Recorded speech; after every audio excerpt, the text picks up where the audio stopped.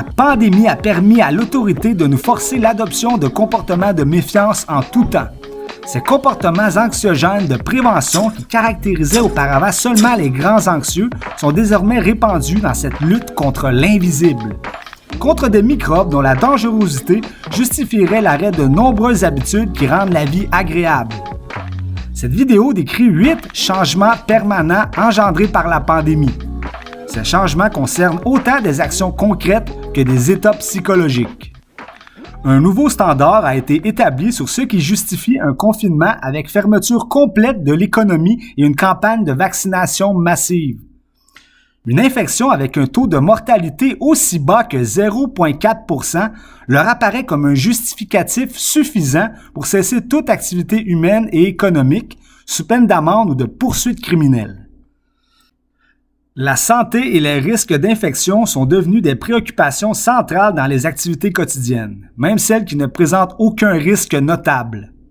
Les gens ont été conditionnés à se percevoir comme des êtres fragiles et vulnérables ayant besoin d'une autorité extérieure pour les protéger de supposés virus imperceptibles à l'œil nu. Notre jugement n'est plus valable. Il faut faire aveuglément confiance aux entités corporatives qui connaissent mieux que nous ce qui est bon pour nous. Entrer dans un bâtiment bondé de personnes et rencontrer un individu qui veut te serrer la main génère désormais une source d'angoisse aussi grande que celle ressentie lors d'une panne automobile seule dans le bois avant 2020, par exemple. Les interactions sociales étaient déjà une source de stress pour les gens les plus anxieux, pour qui la peur du jugement les empêche d'être eux-mêmes lorsqu'ils sont en groupe. Cette angoisse sociale, additionnée au fait que les personnes rencontrées pourraient les infecter dangereusement, ne fera que renforcer leur agoraphobie et leur désir de s'isoler. La population a été fragmentée en 2 groupes. Les gens vaccinés représentant la bonne caste responsable et soucieuse d'autrui, puis les gens non vaccinés représentant la mauvaise caste égoïste et indifférente à la santé des autres. Cette division forcée du public en 2 camps pourra être réutilisée pour d'autres enjeux qui demandent un sacrifice pour une bonne cause commune. On imagine de futures restrictions concernant les changements climatiques, par exemple, le camp de ceux qui adhèrent aux demandes de limiter ces déplacements en véhicule, contre les méchants climato-sceptiques qui désirent continuer à conduire leur pick-up. On pourra réutiliser cette séparation entre le camp du bien et le camp du mal, c'est souvent l'inverse en fait, là, leur conception du camp du bien et du mal, pour forcer l'adhésion à un quelconque nouveau mouvement que l'on dit inévitable. La science devient dogmatique et incontestable comme la religion l'était. La science qui autrefois encourageait les remises en question et la pluralité des points de vue prend un caractère sacré. De simples étampes comme « selon les études scientifiques » ou bien « les études ont démontré que » empêchent toute contestation. Le sens commun est remplacé par la science qui devient la vérité absolue qui dicte notre manière de vivre. On prend toutefois rarement le temps d'examiner d'où provient cette science, qui la met de l'avant et pourquoi, qui en profite, qui teste les testeurs, qui fact-check les fact-checkers. Mais non, si c'est écrit que des experts l'ont dit, c'est assurément vrai et bon pour nous. Comme le moine qui venait réprimander sans justification les femmes qui n'avaient pas assez d'enfants dans les années 40. On encourage la sédentarité. Rester à la maison en tout temps ancré dans le monde virtuel des écrans est souhaitable. Demeurer chez soi, tel un pantouflard, serait la seule manière d'éviter d'infecter ou d'être infecté. Pour être en santé, disait-on, il fallait s'entraîner, rencontrer des gens, avoir une vie sociale bien garnie. Mais aujourd'hui, on souhaite que l'individu reste assis sur son canapé à la maison devant son écran, qui l'encourage à rester plus assis pour regarder encore plus d'écrans, qui l'encourage encore plus à être assis jusqu'à l'infini et plus loin encore, dans une réalité virtuelle qui se distingue à peine de la réalité matérielle. 6e changement, les nouvelles conditions de vie imprévisibles empêchent les projets à long terme et obligent les individus à vivre à court terme. Comment veux-tu prévoir des vacances en sachant que les autorités peuvent restreindre les déplacements et confiner les gens à tout moment?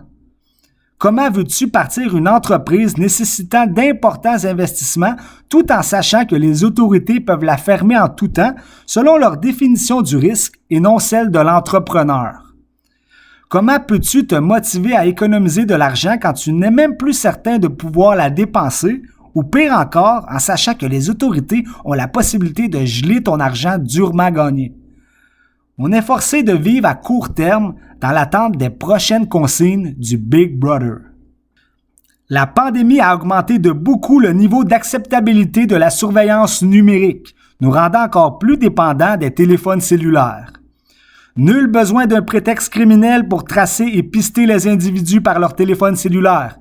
Le simple fait de sortir de chez soi avec son téléphone en poche donne la possibilité aux autorités de donner des amendes basées sur la position géographique du Bluetooth d'un cellulaire. Le téléphone cellulaire, qui jusqu'ici servait de divertissement et de partage, devient un enquêteur qui peut réutiliser les informations que nous lui donnons contre nous.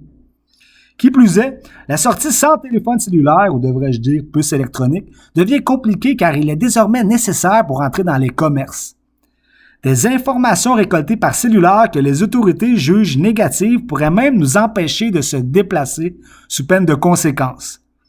Attention à ce que vous dites ou ce que vous faites. Votre cellulaire vous voit et vous entend et il est intelligent. Il pourra utiliser ces infos contre vous. Vous aurez le droit de garder le silence. Dernier changement important que j'ai noté, mourir à 83 ans devient une aberration et une tragédie. Il faut à tout prix empêcher les comportements et les habitudes qui pourraient mettre fin à la vie d'une vieille personne, même s'il faut empêcher les jeunes de vivre. À quel point ta peur de mourir doit t'empêcher de vivre? À quel point es-tu prêt à arrêter de vivre pour repousser la mort? En idéalisant une longue vie et en éliminant tous les facteurs susceptibles de nuire à la santé d'un vieillard, on nuit à la santé de la jeunesse. Il faudrait se sacrifier pour les vieux, les soigner à tout prix, peu importe si l'on a 20 ans et qu'il nous reste une soixantaine d'années devant nous. Il faut arrêter de se fréquenter car on pourrait infecter de vieilles personnes au système immunitaire affaibli. S'il faut que les jeunes deviennent antisociaux, dépressifs et incultes pour que les vieux continuent de jouir jusqu'à leur lit de mort, c'est valable maintenant. Je vous invite à vous exprimer sur ce sujet polarisant. De mon côté, j'ai essayé de relever les changements qui dépassent le fait qu'on n'a plus le droit d'aller magasiner au Costco, qu'il faut qu'on se fasse vacciner, qu'il faut qu'on se lave les mains. Là, j'ai essayé de vraiment aller dans les changements qui concernent notre être intérieur, notre perception des choses. Puis de votre côté, croyez-vous que les changements apportés par la pandémie sont nécessaires et souhaitables? Il y en a peut-être qui pensent ça. Croyez-vous qu'il est possible qu'on revienne comme avant? Aimez-vous ce nouveau mode de vie plus calme, voire paisible? Parce que je pense qu'il y a des gens qui aiment ça, qui sont bien dans ce calme. Il y a moins d'achalandage et ça les relaxe. J'ajouterais que la plus grande qualité de ce nouveau monde en constant changement est la capacité d'adaptation. Ouais, ça c'est la qualité qu'il faut avoir en ce moment. Les individus confortables avec les changements souffriront le moins. Il faut se faire à l'idée que la stabilité est peut-être chose du passé. Bonne chance. À la prochaine. Bye bye.